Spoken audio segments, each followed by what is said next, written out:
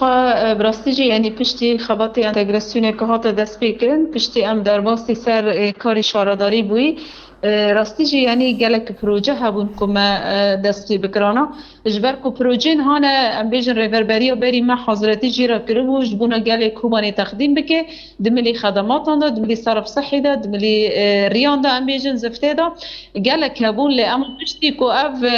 احداث هری داوی که هات نچیکرن راستش یعنی این پروژه هات نسکناندش بر بوچه وانا نه هات داین شخدم همچی در باسی سر کار بویی یعنی راستیجی مجی خاص که اما پروژه نا تمام بکن جبو خلق کوبانی جبو گل کوبانی لبراستیجی اف بوچه ناوا دستی مدت نبو یعنی تاني تشتین هانه کو امکانه بن خدمت هندر باجر بکن باجری کوبانی بکن او ایراداتی هانه کج بلدی در دکبن ایراداتی هانه وکی رسومی مخالفات هانه کو جگل تینا ساندن تاني او یاد ناف دستی مده هبو لراستیجی ام جگل کی زحمتی دیبینه نجبر کو تبو چه جهالی حکومت و جنها توقعتان جبو پشارداری پی خبره و ببه و برجی تبو چه شارداری دتن ابو و امکانه بن و پروژانا همی امکانه بن پیک بینن